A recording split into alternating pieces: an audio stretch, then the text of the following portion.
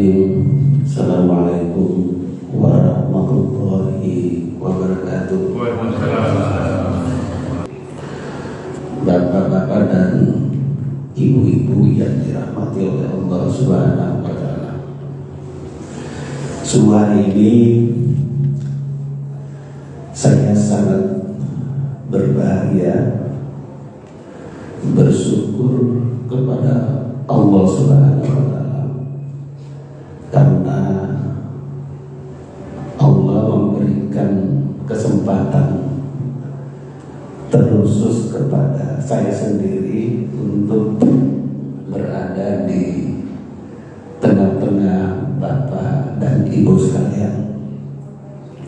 Mudah-mudahan pertemuan kita pada pagi hari ini kemudian memberikan keberkahan yang diridhoi oleh Allah Subhanahu wa Ta'ala. Pertemuan seperti ini banyak manfaatnya, banyak implikasinya. Paling tidak hati kita semakin hidup, berkumpul dengan orang-orang soleh, orang-orang baik, energinya semakin kuat, energinya semakin melimpah. Bahkan kalaupun energi kita secara individual itu tidak terlalu banyak, tetapi kita terbiasa berkumpul seperti ini, itu kelamaan itu semakin kuat, energinya semakin kuat, sensitivitas kita semakin kuat. Kebersamaan itu luar biasa, banyak melahirkan atau meningkatkan produktivitas dalam kehidupan kita, sesuatu yang kita tidak bisa lakukan secara individual, tetapi kita bersama, energinya saling terkoneksi, sesuatu yang tidak mungkin dalam perspektif kita ternyata bisa dilakukan. Jadi sekali lagi, suasana seperti ini itu akan menghidupkan hati. Bapak Ibu, kalau hati sudah hidup, apa yang kita rasakan? Nyaman, pasti nyaman kalau hidup. Beban masalah yang kita hadapi itu akan ringan, dan pasti Allah akan memberikan solusi kalau hati hidup. Pernah lihat bayi tersenyum? Tidak ada yang tidak suka dengan senyuman bayi, menggemeskan gitu, senang kita. Kenapa bayi itu mudah tersenyum? Karena dia tidak punya beban, dia tidak mau beban, dia ikhlas, dia pasrah gitu kan. Sehingga siapapun melihat bayi tersenyum senang. Kita ikut merasakan kebahagiaan. Kenapa itu? Karena hatinya dia masih suci, masih murni gitu, dia pasrah gitu kan. Nah, ketika dia tersenyum, dia muda, dan ketika dia tersenyum, dia menampakkan kenyamanan. Dan kenyamanan itu tidak hanya pada bayi, tetapi kita juga di sekeliling kita itu juga merasakan kenyamanan. Tapi Bapak Ibu, semakin dewasa, senyuman itu semakin berkurang, semakin berkurang. Kenapa seperti itu? Karena hati yang hidup tadi itu sudah mulai tercemari dengan kecintaan kepada dunia. Akhirnya yang tadinya suci itu dikit-dikit hati itu udah mulai tertutupi. Makanya senyuman semakin susah gitu kan. Pernah melihat orang yang susah tersenyum, melihat orangnya aja tidak enak gitu kan. Itu menggambarkan tentang situasi hati sesungguhnya. Maka penting untuk mencari menghidupkan hati. Salah satu di antaranya adalah berkumpul seperti ini. Carilah orang soleh. Carilah orang soleh. Duduk saja bersama orang soleh itu. Pulang kita sudah energinya sudah banyak yang kita dapatkan. Kita tidak ngapa-ngapain.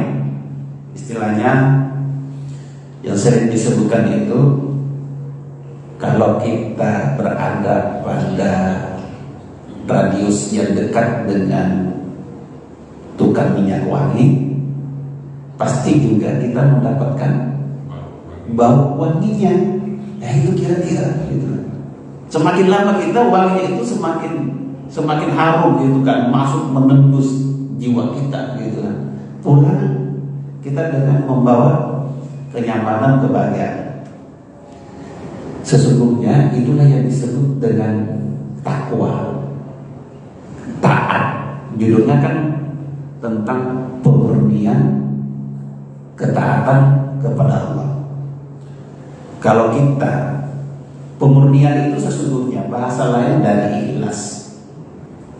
Jadi ikhlas, kita memurnikan baik tadi itu.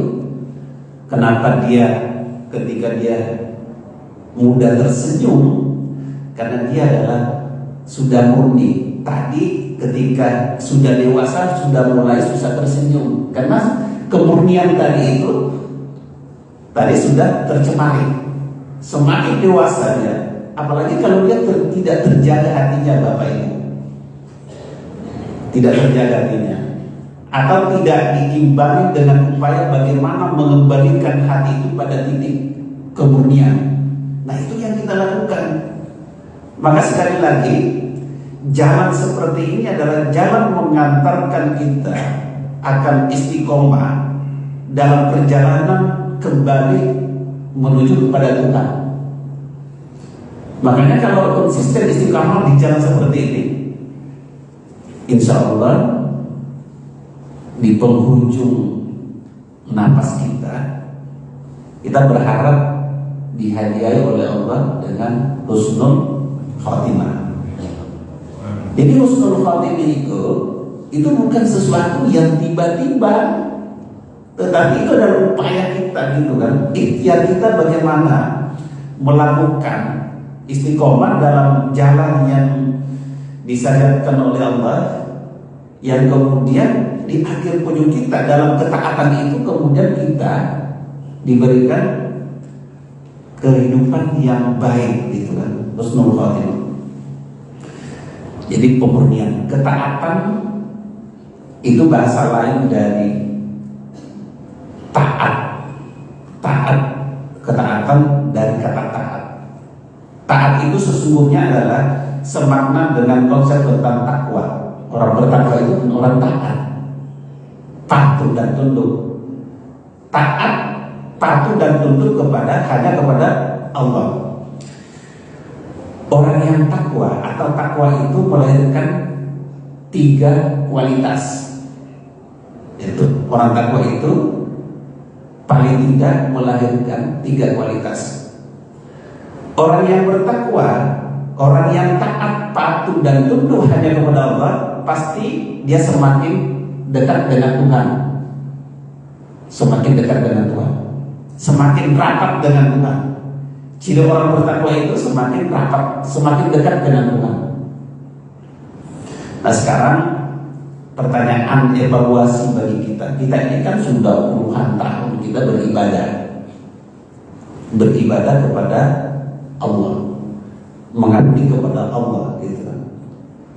Tetapi pernahkah kita mengevaluasi? Atau pertanyaan lainnya adalah, apakah ibadah yang puluhan tahun itu yang kita lakukan mendorong kita, membuat kita itu semakin akrab dengan Tuhan atau tidak? Semakin dekat kita nggak dengan Tuhan? Sudah puluhan tahun kita beribadah, apa saja ibadahnya, tetapi pernahkah kita merasakan, oh ibadah saya itu sekarang semakin rapat, semakin akrab dengan Tuhan? Kalau ibadah kita tidak mampu mendorong kita semakin dekat dengan Tuhan, akrab dengan Tuhan, maka perlu diperbaiki cara ibadah kita, belajar lagi kita. Karena tujuan ibadah itu, semua ibadah itu diperintahkan sesungguhnya adalah supaya kita itu semakin dekat dengan Tuhan. Gak ada ibadah yang membuat kita itu semakin jauh kepada Tuhan atau membuat kita semakin tidak taat kepada Tuhan. Jadi bentuk kecintaan Tuhan terhadap diri kita itu adalah kita diperintahkan untuk beribadah, supaya kita tidak terlepas dari Tuhan, supaya kita itu semakin rapat dengan Tuhan. Bapak Ibu, kita tidak bisa menjadi apa-apa tanpa Tuhan. Gak ada. Semuanya fasilitas Tuhan. Bapak Ibu, yang kita nikmati itu adalah fasilitas Tuhan, bentuk kasih sayang Tuhan. Napas yang kita nikmati dengan nyaman, naik, turun, itu fasilitas Tuhan. Cuma kita yang tidak tersadar. Coba kalau kita sadar, maka dengan napas itu saja kita luar biasa rasa syukur kita kepada Tuhan. Karena Engkaulah ya Allah, hamba hidup, gitu kan. Karena hidup kita adalah bersumber dari Allah, gitu kan. Maka wajarlah kalau Tuhan mengatakan, wa nahnu aqrabu ilaihi min hablil warid. Kami lebih dekat aqrabu ilaihi kepadanya min hablil warid, dibandingkan dengan urat nadi leher kita.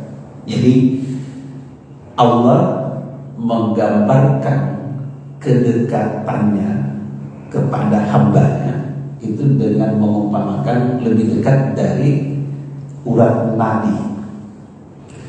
Urat nadi itu apa? Kalau urat nadi kita itu putus, kira-kira gimana? Selesai kan? Mati. Artinya urat nadi itu adalah lalu lintas atau jalur kehidupan kita. Jadi kalau terputus berarti selesai, kita tidak hidup lagi. Allah mengatakan, kami, kata Allah, lebih dekat dari urat nadi. Apa yang bisa dipahami? Berarti Allah lebih dekat dari urat nadi, artinya adalah hidup kita itu, kehidupan kita itu sesungguhnya adalah dari Tuhan. Allah lah yang pertama kita temui sebelum yang lainnya. Itulah yang dinamakan dengan tauhid sesungguhnya. Cuma kita tidak sadar, gitu. Jadi Allah lah yang paling dekat dalam diri kita, karena Dia adalah sumber kehidupan kita. Tadi yang pertama adalah takwa, taat patuh, melahirkan rasa kedekatan, keakraban dengan Tuhan. Yang kedua, pasti dengan takwa itu akan melahirkan solidaritas sosial. Itu pasti. Kalau yang pertama dimensinya adalah dimensi vertikal, gitu. Tetapi takwa itu tidak hanya sebatas hubungan kita dengan Tuhan, tetapi takwa itu memerintahkan kita untuk melahirkan rasa kepekaan solidaritas sosial. Silaturahmi semakin kuat, mudah bersilaturahmi. Jadi seperti ini adalah implikasi dari takwa, gitu kan. Ketaatan kita kepada Allah. Jadi mudah berbagi, peka kehidupan sosialnya, silaturahminya terbangun. Itu pasti seperti itu. Orang bertakwa itu pasti melahirkan rasa solidaritas sosial. Dan yang ketiga adalah takwa itu melahirkan kualitas individual yang baik. Dia mudah tersenyum, dia mudah menyapa, dia merasakan kenyamanan, kebahagiaan dalam kehidupan di dunia ini. Kenapa bisa seperti itu? Karena dasarnya tadi itu adalah dia akrab dengan Allah, dekat dengan Allah, rasa solidaritasnya, dan dalam kehidupan tidak ada beban. Itulah yang dalam Quran surah Al-Waqiah yang mungkin sering kita baca. Fa'amma in kana minal muqarrabin farauhun wa raihanun wa jannatun na'im. Adapun jika termasuk in kana minal muqarrabin, orang yang didekatkan kepada Allah, orang yang didekatkan kepada Allah, apa yang dirasakan kalau dekat dengan Allah? Fa'amma in kana minal muqarrabin, yang pertama parauhun. Parauhun itu apa? Parauhun itu bahagia, nyaman. Kenapa nyaman? Hati hanya bisa nyaman kalau dekat dengan Tuhannya, tidak bisa yang lain. Jadi sekali lagi, hati itu hanya dia bisa nyaman kalau dekat dengan Tuhan. Hati semakin sengsara kalau semakin jauh dengan Tuhannya. Semakin dekat hati, semakin dekat dengan Tuhannya, hati semakin itu semakin nyaman dia. Itu tadi ada relevansinya, koneksitasnya dengan konsep tadi, dengan bayi tadi, udah tersenyum, murni. Dia akan hidup. Karena ikan dengan muqarrabin, yang pertama adalah parahum, nyaman, merasakan kenyamanan, kebahagiaan. Apalagi kalau dekat dengan Tuhan, pasti dikasih rezeki, pasti dikasih, difasilitasi Allah. Kalau ayatnya kan, wa may yattaqillaha yaj'al lahu makhraja. Coba perhatikan, kita perhatikan ayat ini. Siapa yang bertakwa kepada Allah, takwa itu apa tadi? Taat, patuh, tunduk pada Allah, semata-mata hanya kepada Allah. Jadi kalau kita tunduk patuh perintah Allah, jadi kerjanya kita itu adalah ikutin aja Allah gitu. Cari pemimpin, ikutin aja konsep malaikat, konsep nabi gitu. Wa man yattaqillah yaj'al lahu makhrajan, meskipun susah sekali. Kalau orang bertakwa pasti ada solusinya. Gak usah pusing-pusing bagaimana keluar dari masalah. Yang diperbaiki adalah bagaimana kita, kedekatan kita dengan itu aja diperbaiki.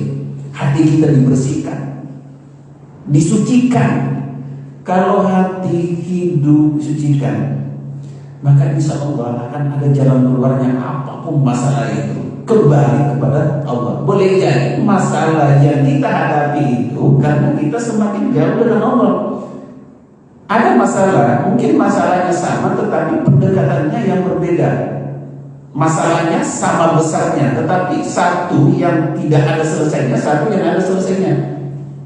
Satu yang mungkin boleh jadi dia menghadapi masalah itu dengan sesuatu yang sangat berat, satu santai-santai saja, tidak menjadi beban. Karena tergantung hati. Kalau hati itu dia lapang, ya, maka biasanya kan lapangkan hati dan rezeki kami. Kalau lapang pasti Bapak Ibu pasti ada solusinya. Tidak ada kekhawatiran sedikit pun dalam kehidupan ini, karena merasa saya punya Tuhan yang Maha memberikan solusi yang terbaik gitu. Jadi kalau kita taat tunduk kepada Allah, dekat dengan Allah, maka sebenarnya tidak perlu ada kekhawatiran. Khawatir itu kalau kita semakin jauh dengan Tuhan. Jadi gitu. Jadi kalau ada masalah, kembali kepada Tuhan, perbaiki diri gitu. Datang ke tempat di mana Allah senangi, silaturahim, berkumpul, saling berbagi dan lain sebagainya. Kata Allah, di dunia ini usaha pasti ada ruginya. Tidak ada usaha yang tidak ada ruginya. Tapi kata Allah, ada usaha, ada bisnis atau perniagaan yang tidak ada ruginya. Untung terus. Ini konsep anti rugi. Nih bagi pedagang gitu, atau bapak ibu yang lain sebagainya, kalau mau untung terus, konsep Tuhan kata Allah, kalau mau untung terus, jadi ada perniagaan yang tidak merugi. Apa itu? Berbisnis berniaga denganku, kata Allah. Apa yang dimaksud? Apa maksud Allah? Bahwa perniagaan, usaha, aktivitas yang tidak pernah merugi itu adalah berniaga denganku, kata Allah. Maksudnya adalah, yang dimaksud dengan berniaga denganku adalah senantiasa berbagi dengan hamba-hamba yang lain. Jadi semakin dibagi, maka dalam pandangan Allah itu sesungguhnya adalah semakin menguntungkan. Apalagi Bapak Ibu kalau berbagi itu berbasis keikhlasan, ikhlas, itu luar biasa. Itu Allah akan memberikan, Allah tidak akan menghitung terhadap kita. Meskipun kita tidak boleh memahami hanya sebatas bahwa kita pahami hanya sebatas material atau berbentuk material. Kesehatan, rukun keluarga, anak-anak yang soleh, itu juga bagian dari rezeki,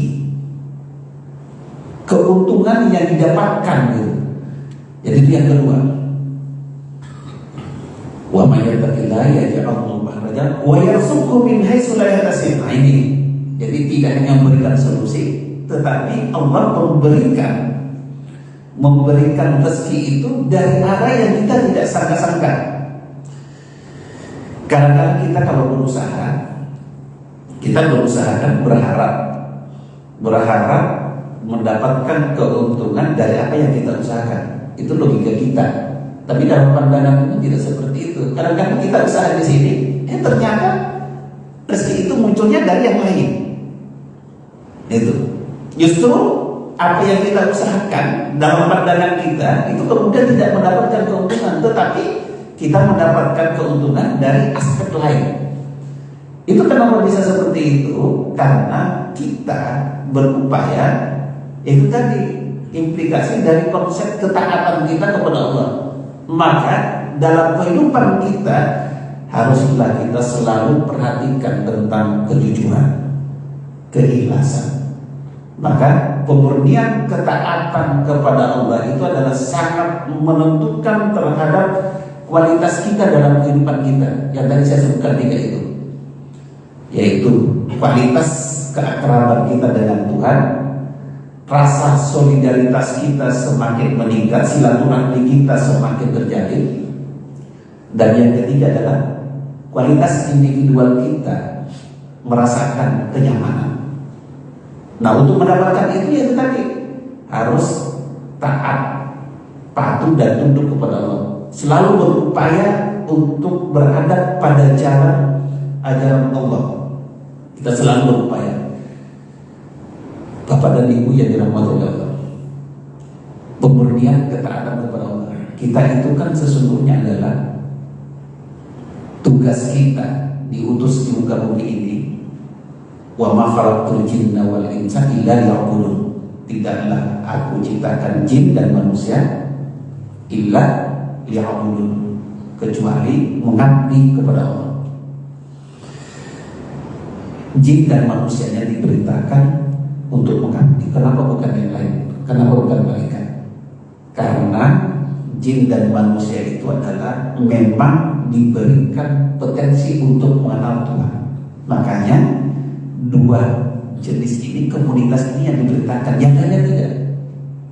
Illa liya'budun. Jadi sebenarnya sesungguhnya adalah kita itu adalah makhluk surga yang kemudian ditugaskan oleh Allah ke dunia ini yang sifatnya sementara untuk memakmurkan dunia ini, untuk mengabdi kepada Allah. Maka di dalam ayat lain itu disebutkan, misalnya dalam Quran Al-Baqarah ayat 30, wa iz qala rabbuka lil malaikati inni ja'ilun fil ardi khalifah. Khalifah itu adalah Kalau diterjemahkan mungkin salah satu antaranya artinya itu adalah wakil Tuhan. Coba, kita ini wakil Tuhan di muka bumi ini, khalifah di muka bumi ini. Karena kita adalah khalifah, wakil Tuhan, representasi Tuhan di muka bumi ini, yang tujuannya adalah untuk memakmurkan. Maka tugas kita adalah bagaimana menjalankan ketentuan. Dalam tafsir Al-Jalalain itu disebutkan bahwa salah satu di antaranya adalah makna khalifah itu adalah menggantikan Tuhan dalam melaksanakan ketentuannya di dunia ini. Jadi wakil Tuhan, coba bayangkan wakil Tuhan di dunia ini dalam menjalankan ketentuan Tuhan. Itu luar biasa. Karena kita adalah wakil Tuhan, Allah yang mengutus kita, makanya Tuhan memfasilitasi kita. Ada akal, ada nafsu. Itu untuk kepentingan di dunia ini. Tetapi Allah juga, meskipun kita itu dilengkapi dengan hawa nafsu yang berpotensi menyimpangkan kita dari jalan yang lurus, tetapi Allah akan memberikan petunjuk. Kalau tertulis Al-Quran dan hadis, tapi dalam diri kita ada petunjuk juga yang maknanya, substansinya itu sama dengan Al-Quran. Apa itu? Nurani. Nurani kita itu adalah jalan kompas kebenaran yang petunjuknya itu sama dengan Al-Quran, sama dengan Al-Quran. Maka nurani itu wilayah Tuhan yang tidak bisa diintervensi oleh siapapun kecuali Tuhan. Maka nurani itu adalah wilayah ketuhanan, murni dia, tidak ada satupun yang bisa mempengaruhi. Makanya orang jahat sekalipun ketika dia melakukan kejahatan, pasti ada yang memberitahu. Dia sadar dia bahwa apa yang dia lakukan itu adalah tidak benar. Yang memberitahu itu siapa? Ya itu nuraninya.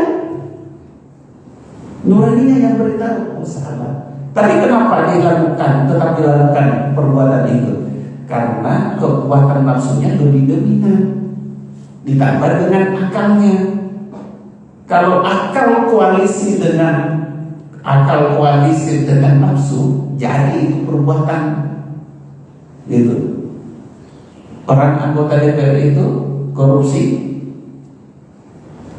pasti dia tahu bahwa apa yang dilakukan itu tidak benar. Bahkan orang-orang pintar,